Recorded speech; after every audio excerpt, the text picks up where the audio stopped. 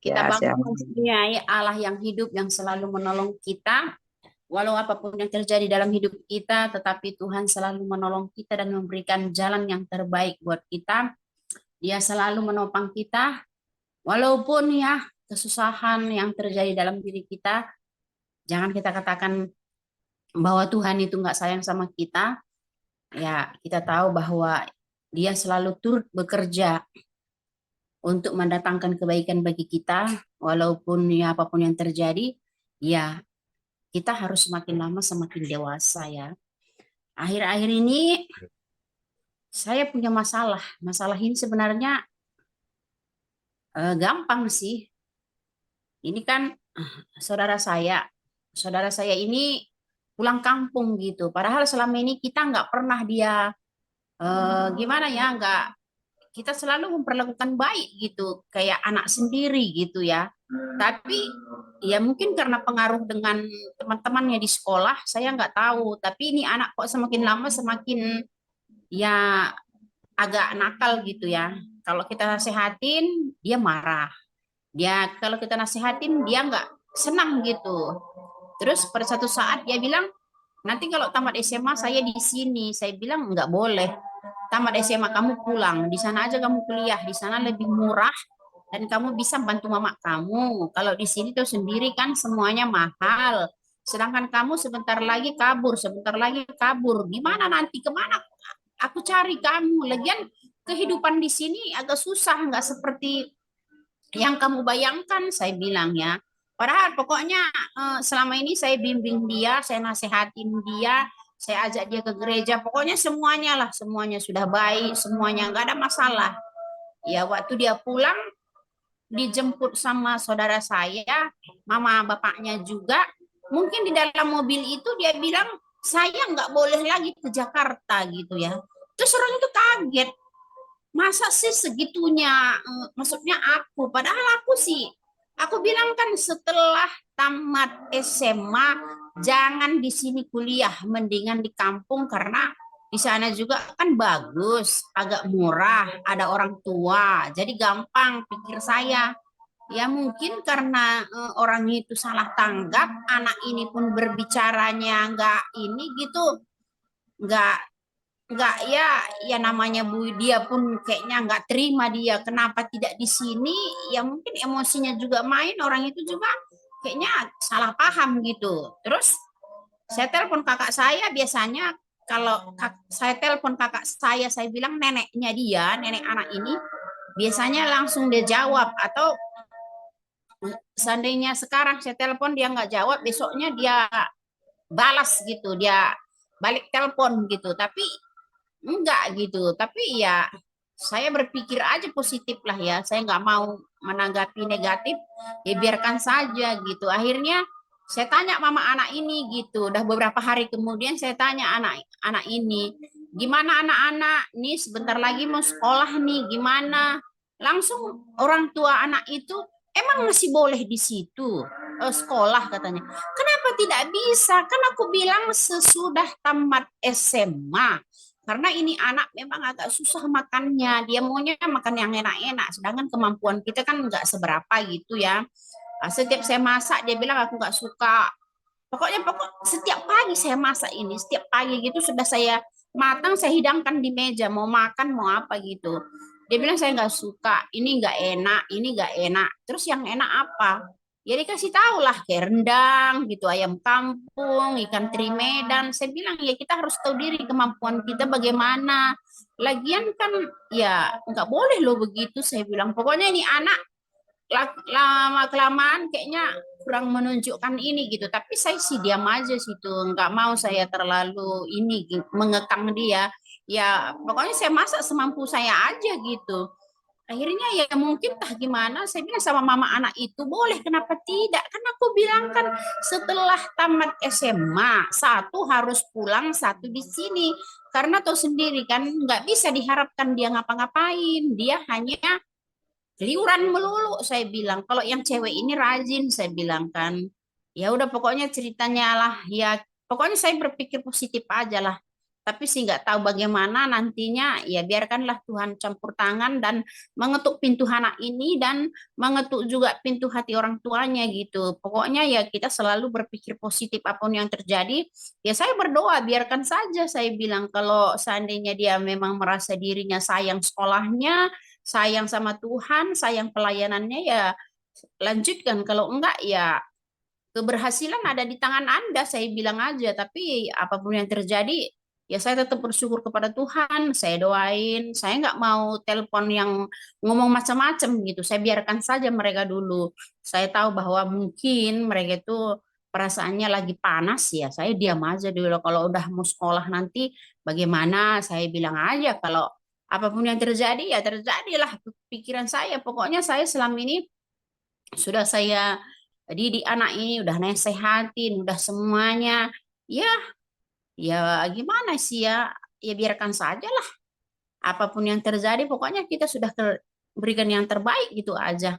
Ya, tapi saya percaya bahwa Tuhan Yesus ya selalu memberikan kekuatan kepada saya, dan apapun yang terjadi, ya udah saya doakan, saya nasehatin, ngerti nggak ngerti ya itu urusannya gitu. Pokoknya tugas saya sebagai neneknya, sebagai orang tua ya sudah saya sampaikan gitu ya. Seadanya sudah saya nasehatin apapun ya, tapi kalau nggak ini ya biarkan saja gitu. Ya pikir saya siapa yang mau sekolah maju, kalau enggak ya pulang gitu. Kalau saya prinsip saya nggak mau saya dimanja-manjain anak begini-begini, saya sih nggak mau. Pikiran saya pilihan ada di tangan dia gitu. Ya terima kasih, saya percaya bahwa campur tangan Tuhan selalu nyata dalam kehidupan keluarga kami semuanya. Ya saya berdoa supaya tidak ada terjadi salah paham itu aja. Terima kasih Bu. Amin, amin, amin, Ya, amin. amin, amin. Terima kasih ya. Tetap semangat ya, Bu Malam ya. Kadang-kadang begitu. Ya, kita sampaikan satu, kita sampaikan nyampe bisa-bisa lima. Atau sebaliknya, lima yang kita kasih tahu nyampe hanya dua. Ya, ada yang kurang, ada yang lebih. Itu duniawi, ya. Tapi bagaimana kita menyikapinya. Hanya begitu saja ya. Semoga Bu Malam Tuhan tambah-tambahkan terus hikmat, kesabaran, dan juga tetap jadi ya orang tua yang baik lah buat anak-anak, cucu, dan menantu kita. Semangat ya Bu, Tuhan berkati. Ya, baik. Terima kasih buat sharingnya pagi hari ini. Ya, saya juga tak henti-hentinya mengucap syukur kepada Tuhan karena pertolongannya yang luar biasa. Ya, eh, ya banyak ya kesaksiannya. Baru-baru ini kami sedang habis ya kembali pulang dari mana? Dari Lampung, dari Sumatera. Ya, jadi ketika kita di sana juga kita bertemu dengan teman-teman yang sudah 30 37 ya, 37 tahun tidak ketemu. Tapi Tuhan berikan kesempatan ya, itu luar biasa. Dan kemarin kita bisa bereuni dan saya di sana banyak belajar ya. Yang namanya kita menghadapi orang banyak ya, ada modelnya yang macam-macam, tradisi yang macam-macam ya. Eh, ya kebetulan saya sebagai pengurus, saya harus bisa menguasai hati saya gitu ya. Saya harus bisa ya mendengar dari segala pihak gitu. Ya namanya kita itu mengumpulkan orang itu dari berbagai daerah, dari daerah Sumatera dan juga dari Pulau Jawa ya.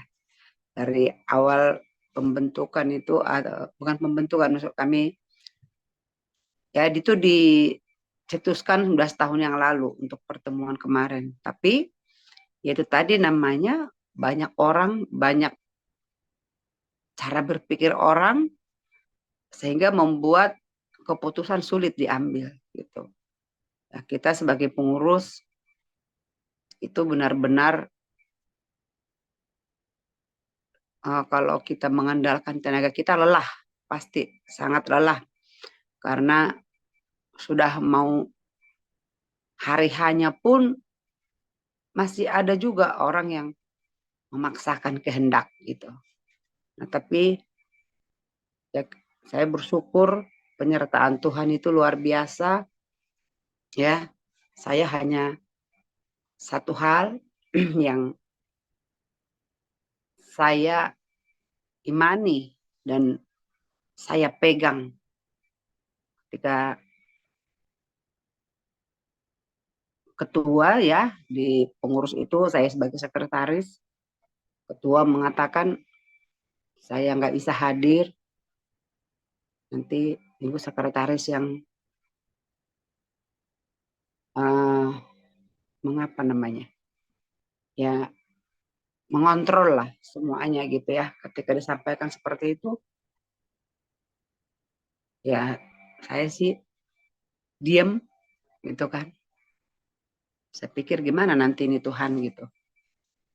Nah, ya satu-satunya senjata saya ya hanya saya berdoa. Saya berdoa karena saya lihat sempat mau dibatalkan ya. Itu tadi banyak cara orang sudah tinggal seminggu lagi mau hari H, ada niat-niat yang mau berusaha menggagalkan ya. Tadinya sudah mau ikut. Nah, kemudian ada yang bilang, "Oh, itu kan hari besar agama. Marilah kita tunda aja gitu." Nah, padahal di lain pihak orang yang dari Sumatera, dari Siantar, mereka sudah ngambil tiket gitu. Nah, pada saat itu pikiran saya juga berkecamuk. Saya pikir, waduh, kalau nggak jadi, yang udah pesan tiket, udah bayar tiket, mau dibatalkan. Bagaimana Tuhan gitu. Itulah di doa saya. Saya bilang, Tuhan kasih hikmat bagaimana. Nah, sehingga 4 hari sebelum hari H, saya bikin pengumuman dan saya katakan, semua itu dulu kasih pendapat ini mau dilanjut apa enggak, soalnya teman kita ada yang sudah beli tiket. Nah, yang beli tiket mereka bikin di grup, kami sudah beli tiket. Nah, yang dari Jakarta juga rupanya dia juga punya rencana saya harus jadi gitu ya. Nah, tapi ada yang bilang diundur saja karena ini hari raya besar gitu. Ya, akhirnya memang ada beberapa yang mundur. Nah, cuman pertimbangan kita pada saat itu, saya berdoa jam 10, saya bilang, Tuhan kasih hikmat. Bagaimana caranya? Nah, akhirnya setelah kita koordinasi terutama buat tuan rumah di Lampung, mereka bilang, lanjut Bu. Oke, kalau begitu. Nah, akhirnya malam-malam saya bikin pengumuman di grup kami. Setelah berdoa, saya bilang, karena ini program sudah 1 tahun dan kita sudah mendengar isi hati teman-teman, tapi kita ambil yang terbaik gitu. Jadi akhirnya kita jadi reuni, berapapun yang hadir, tuan rumah dengan senang hati karena tuan rumah sudah persiapkan gitu. Dan itulah kemarin ya kita akhirnya jadi reuni 29, 30 dan tanggal 1 ya. Jadi 3 hari kita ada di Lampung, kita menikmati kebersamaan. Semua itu karena kemurahan Tuhan, semua itu karena kebaikan Tuhan, dan apa yang terjadi di sana itu semua luar biasa. Dan tuan rumah juga menyambut kami luar biasa. Ada sukacita, ada damai sejahtera. Pokoknya ya menurut saya ya excellent lah gitu pertemuan kemarin. Tapi semua itu karena penyertaan Tuhan. Itu tadi saya pegang ayat firman Tuhan. Ya, kuasailah dirimu dan jadilah tenang supaya kamu dapat berdoa. Nah, jadi modal saya berdoa. Saya bilang, jangan jadi membuat orang tidak nyaman, tapi apa yang sudah kita gariskan, apa yang sudah kita putuskan sebelumnya, tetap kita jalankan gitu ya. Jadi tidak bisa merubah itu secara sepihak atau tiba-tiba sehingga merugikan orang lain gitu ya. Jadi ya firman Tuhan itu digenapi, Ketika kita tenang, kita bisa mengambil keputusan yang baik. Dan ketika kita tenang, kita bisa terkoneksi dengan Tuhan dan bisa mendengarkan suara Tuhan dan kita lanjutkan dan puji Tuhan semuanya berhasil, semuanya sukses dan saya yang nggak bisa berenang pun berani menyelam ya. Saya nggak pintar berenang, tapi begitu terjun di laut itu saya melihat saking indahnya kepengen gimana gitu ya. Nah, tapi puji Tuhan ada aja cara Tuhan. Tuhan mempertemukan dengan pemandu yang baik, yang luar biasa dan dia dengar saya pakai bahasa campur bahasa Sunda ya, Jawa Barat. Dia bilang, emang ibu orang mana katanya. Saya bilang, saya orang Tangerang. Kenapa? Kenapa bertanya Pak? Enggak, saya mendengar ibu pakai bahasa Sunda katanya gitu ya. "Ah, emang Bapak orang Sunda? Enggak, tapi saya pernah di sana. Saya orang Lampung asli gitu. Itu membuat kita dekat dan kita kalau ada rasa komunikasi yang baik, hubungan yang baik, kita juga merasa percaya gitu. Akhirnya saya bilang, Pak, jangan bawa yang ke dalam-dalam ya. Saya nggak pintar berenang, tapi saya kepengen ikut gitu ya. Nah, puji Tuhan, ya setelah saya lihat semua, mereka udah duluan, yang pintar berenang, mereka udah langsung semangat, ayo, ayo, ayo. Saya terakhir yang turun dari uh, kapal, saya bilang, saya lihat dulu nyaman nggak gitu kan. Begitu saya lihat nyaman, saya bilang, oke, saya ikut ya Pak. Baru saya turun, terjun dari kapal, saya uh, menyelam, dan itu luar biasa, pengalaman yang luar biasa. Dan saya katakan, uh, kebahagiaan itu tidak bisa dibeli dengan uang. Jadi kebahagiaan itu kita yang menciptakan, kita yang bertindak ketika kita menguasai hati kita, ketika kita menjaga hati kita, pikiran kita, maka kita bisa menikmati. Dan kami sangat bersyukur kebersamaan yang luar biasa bersama dengan teman-teman kami selama di Lampung 3 hari. Itu tidak bisa dibayar dengan apapun, tidak bisa dihargai berapapun. Soalnya semua sukacita ya, semua enjoy, semua menikmati, bahkan saling memberkati, berbagi juga sharing seperti ini. Ketika kita sama-sama masak, sama-sama mau tidur, kita bersharing, banyaklah kesan dan pesan. Ya, 37 tahun. Ya, jadi tahun kemarin udah reuni, berarti ya ini yang 37 tahun kita tidak bersama, tapi kita bisa menikmati kebersamaan itu luar biasa. Ya, sekali lagi Tuhan itu baik, Tuhan itu dahsyat. Ya, caranya kita kuasai hati kita sehingga keputusan yang kita ambil itu tidak mengecewakan dan kita juga bisa bersuka cita. Itu saja, dan saya juga terima kasih buat The Power of Love. Selama saya di Lampung, saya bolong-bolong ya masuk saat teduh, tapi saya bersaat teduh secara pribadi karena di sana sinyal kurang bagus dan ya itu tadi ya situasi yang tidak mengizinkan sehingga saya beberapa hari tidak masuk, bukan karena lalai tapi memang situasi. Jadi sekali lagi makasih buat doa-doanya, buat dukungannya ya, dimanapun kita berada, yuk kita jadi saksinya Tuhan, dimanapun kita berada kita jadi berkat ya.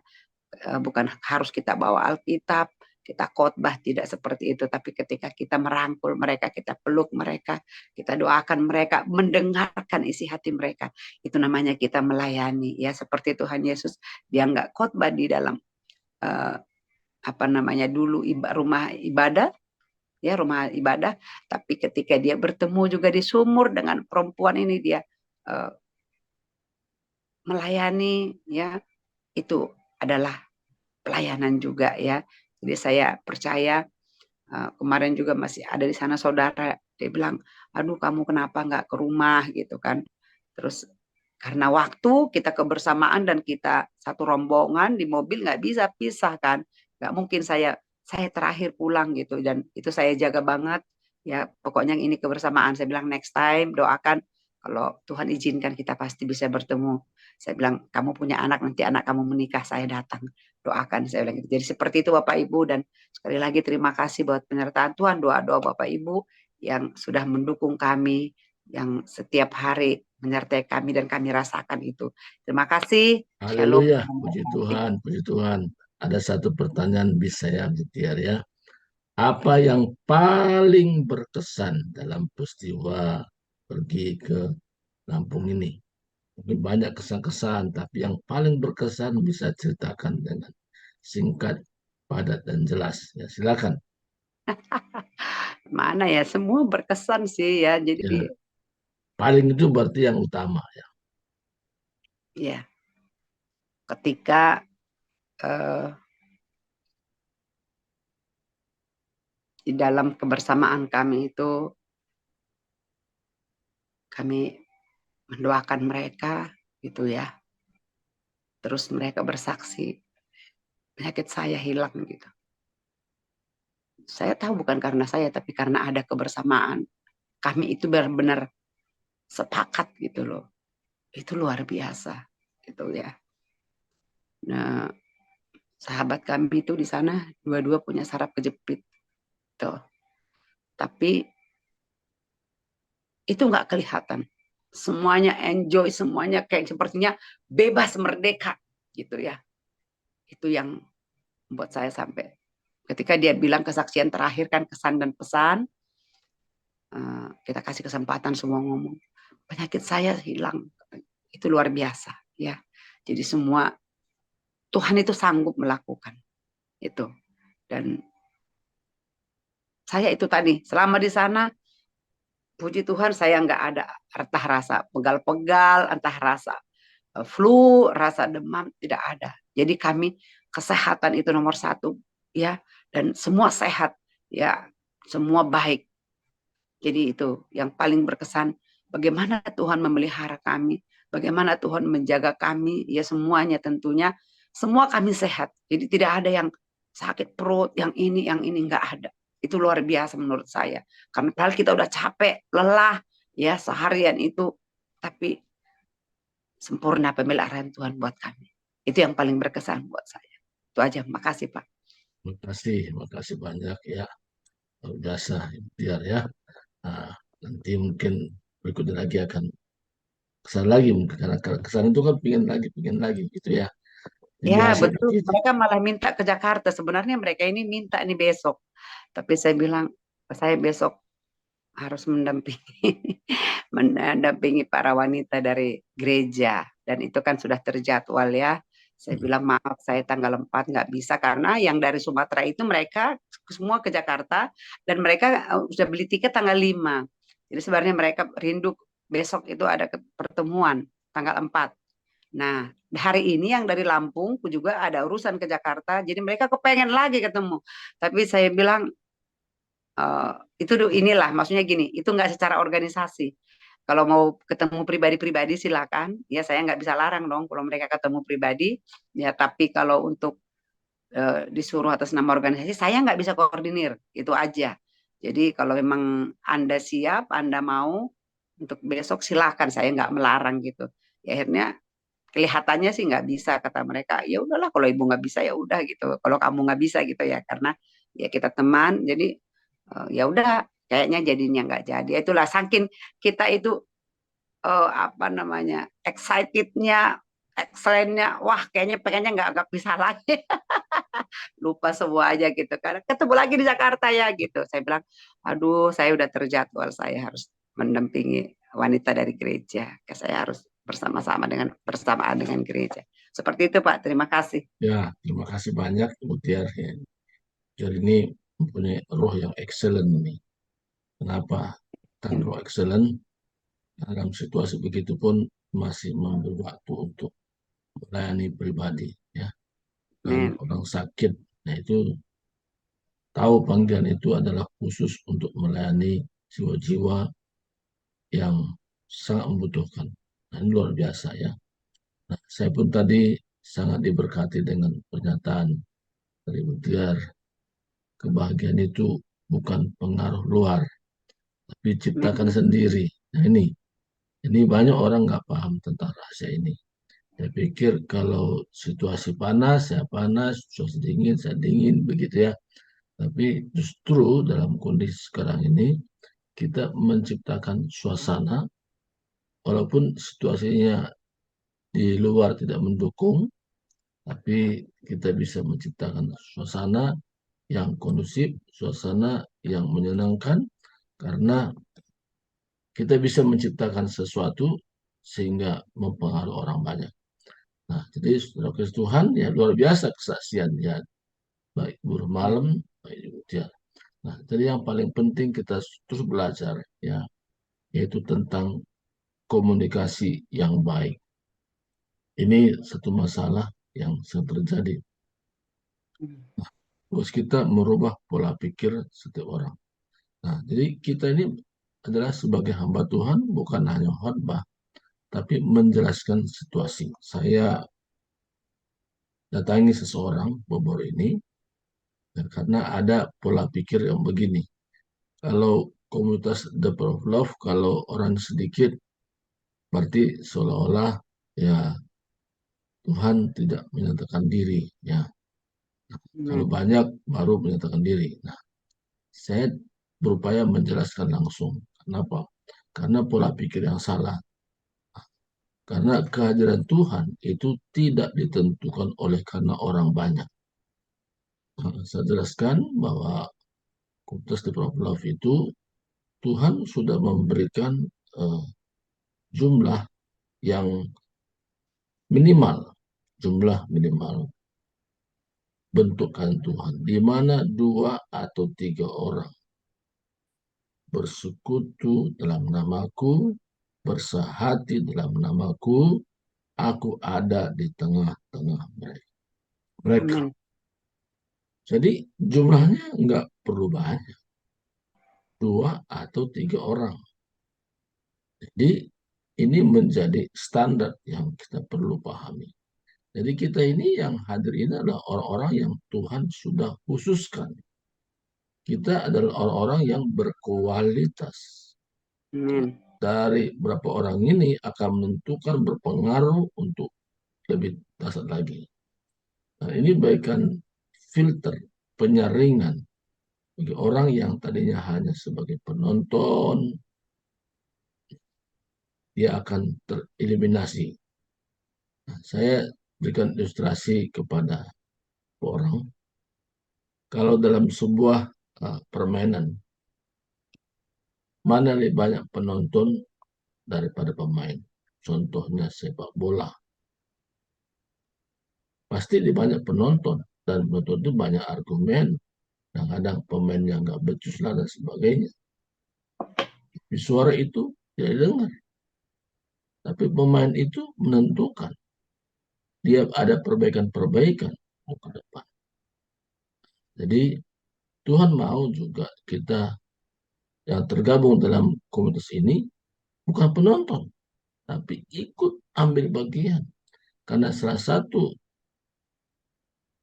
The Power of ini terbentuk, yaitu mengembangkan potensi setiap para peserta. Potensi ini semakin berkembang. Ya, kalau saya bandingkan sekarang, ya kita sekarang ini udah jauh maju ya, makin meningkat, meningkat, meningkat. Kenapa meningkat? Karena kita mengasah, terus mengasah.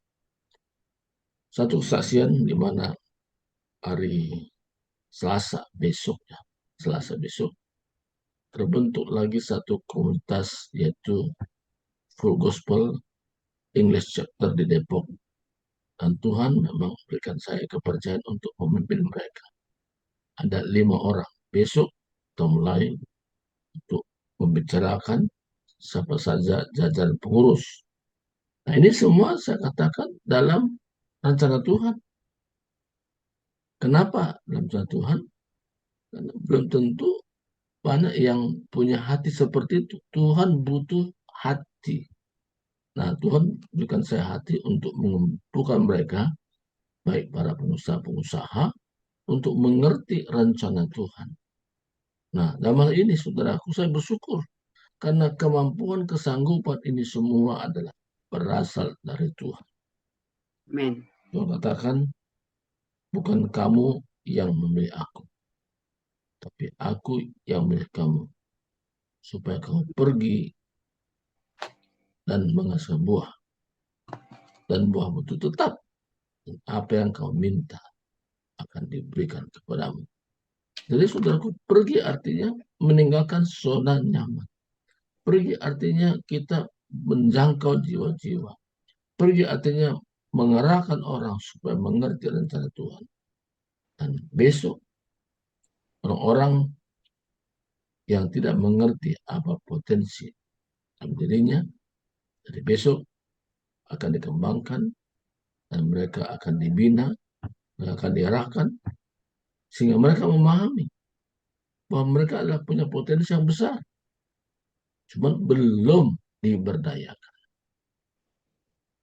Amin. Di dalam hal ini, saya bisa melihat juga beberapa orang yang karena belum diberdayakan, jadi potensinya belum terlihat.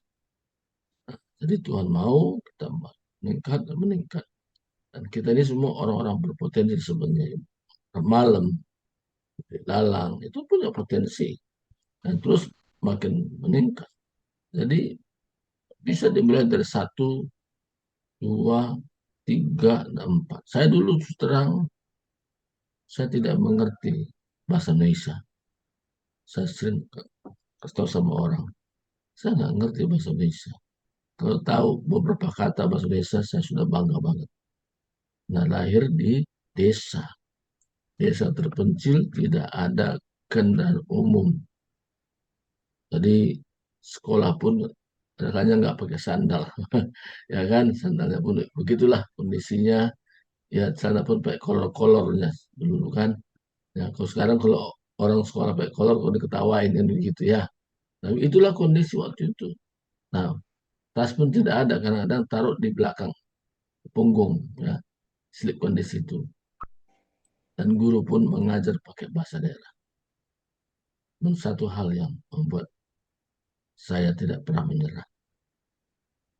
Kalau saya terus tingkatkan dan bersekutu dengan Tuhan dan minta pertolongan Tuhan, dan saya melihat jauh ke depan ketika pesawat lewat yang hanya pendengaran suara nyaris tak kelihatan. Hanya kerinduan saya, Tuhan, aku mau suatu ketika mengalami naik pesawat terbang tinggi seperti itu.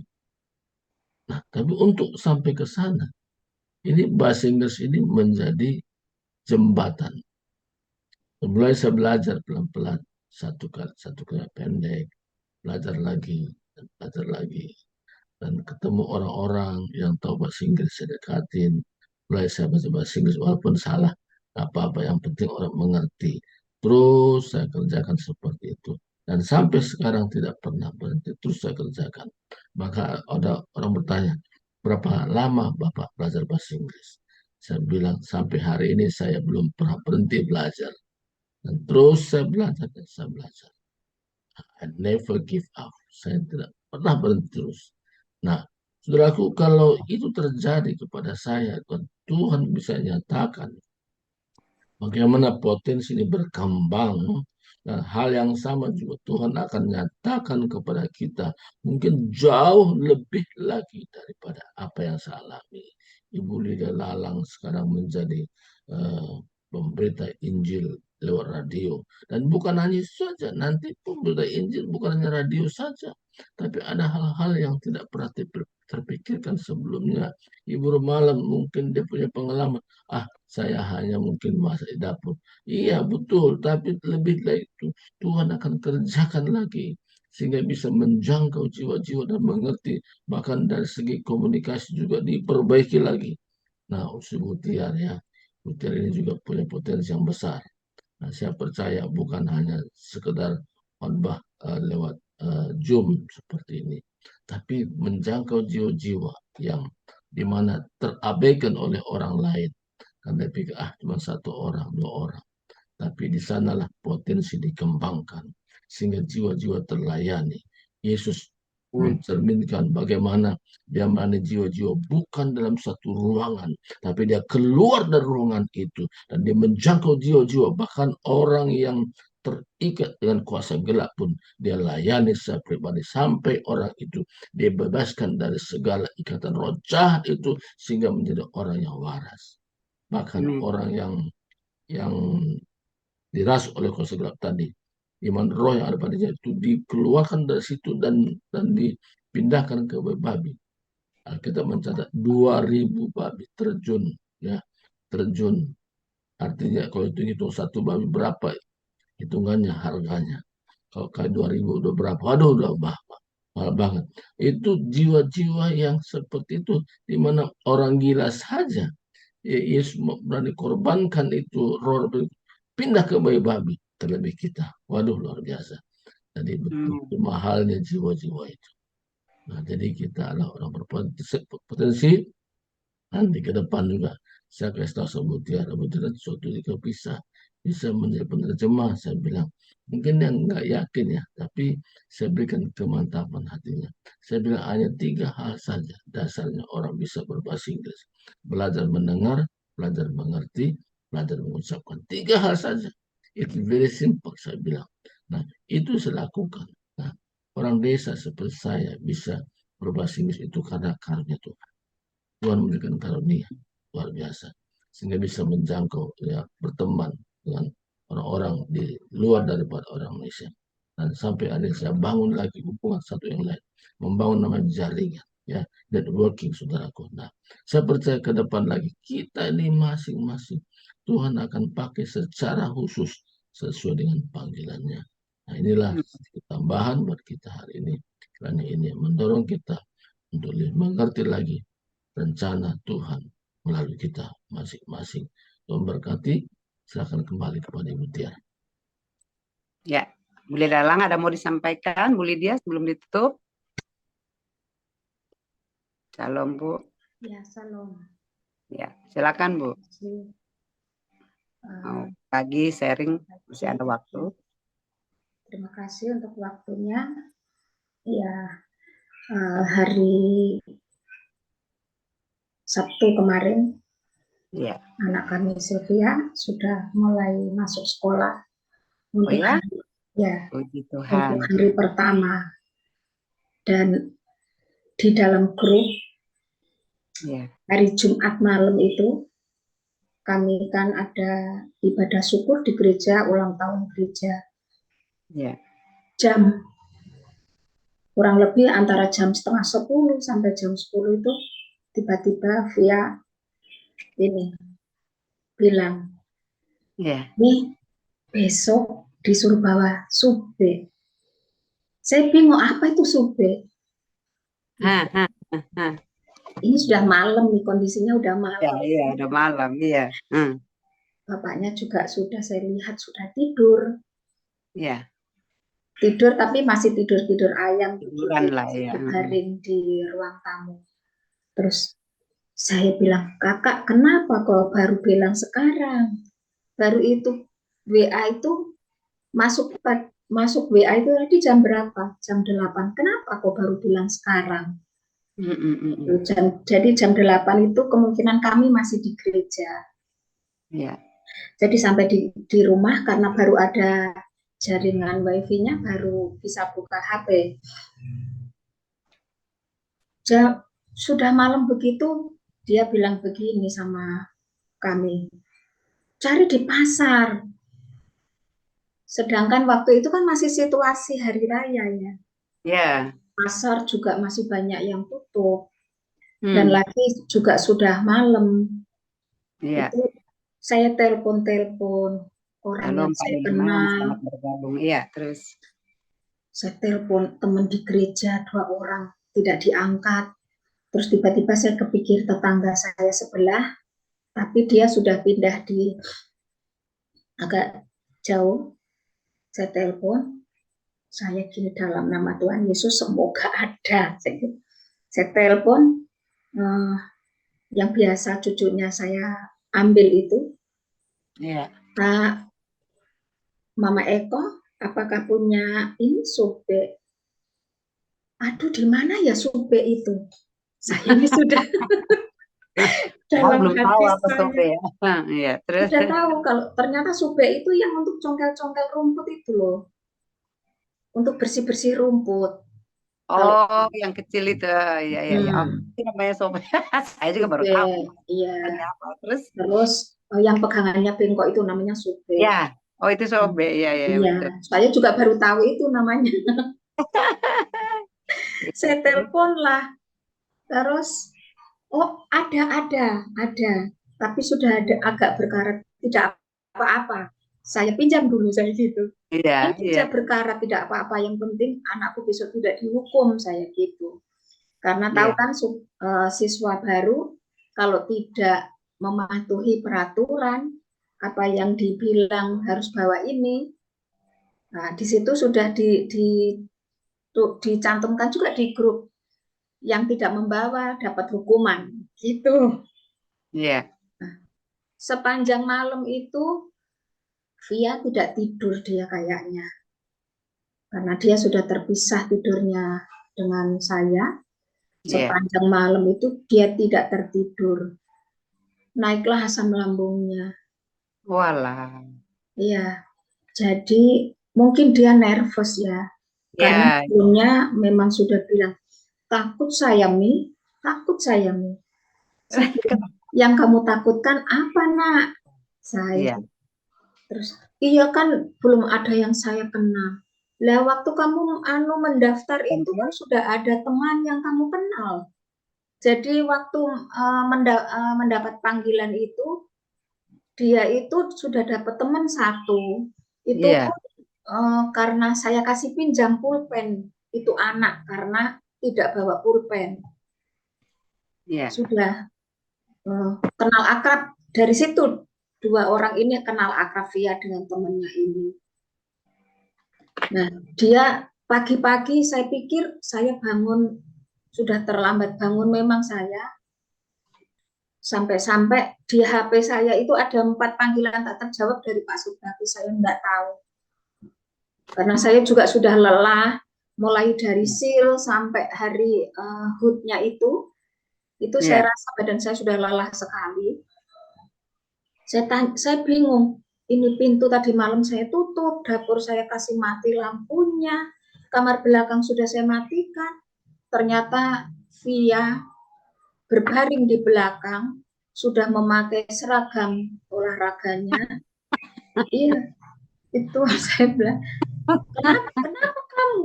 Perutku sakit gitu. Jadi gimana bagian mana perutmu yang sakit? Jadi yang dia tunjuk itu lambungnya yang sakit. Aduh, kena asam lambungnya ini anak.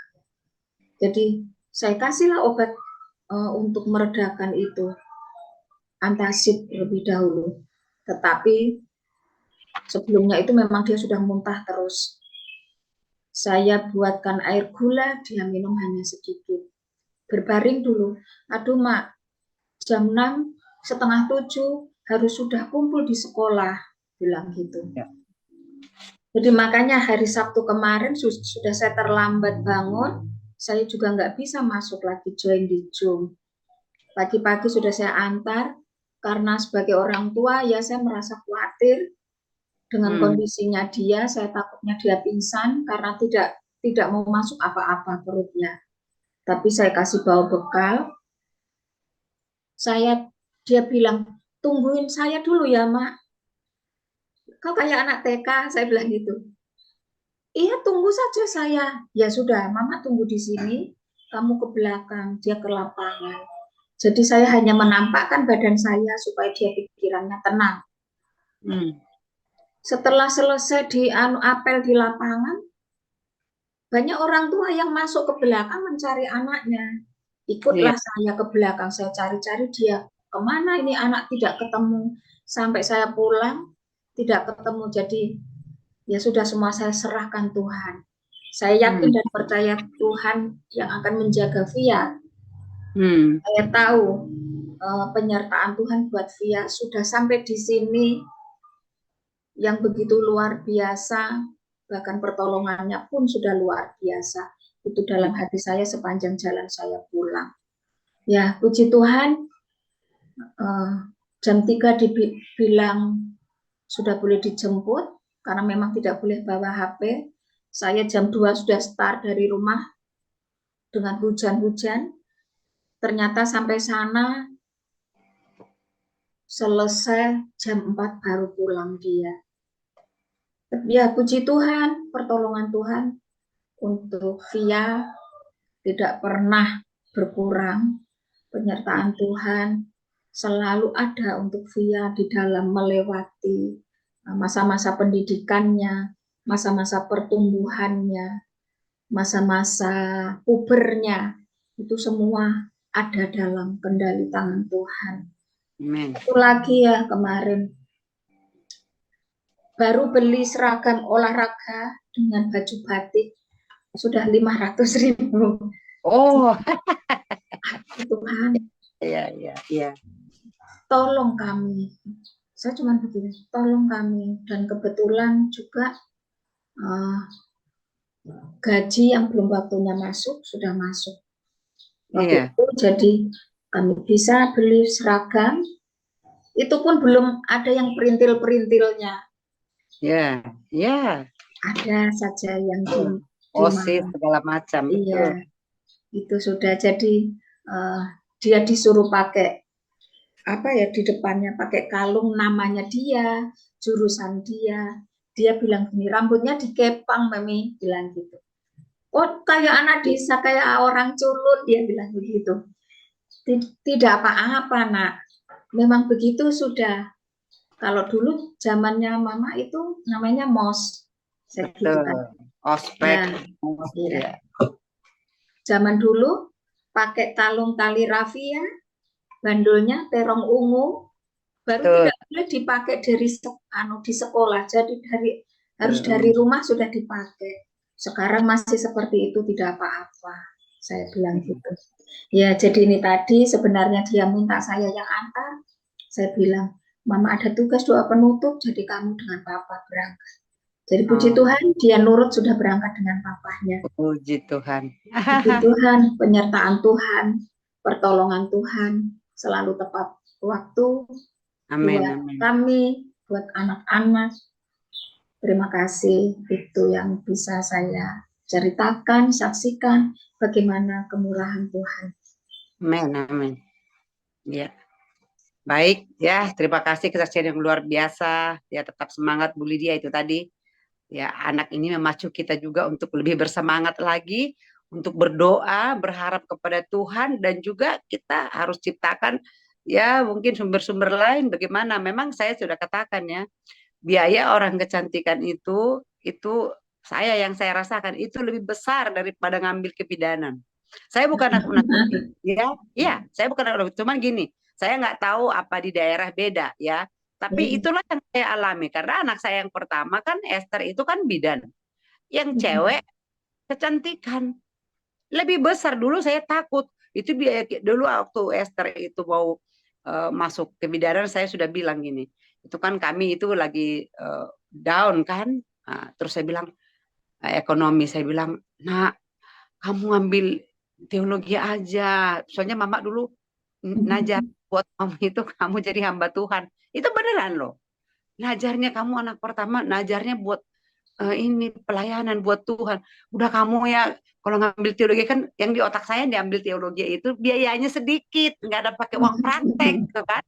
Dia nggak mau, uang masuknya juga murah teologi ya. Dan saya udah punya referensi di dalam kan gitu kan.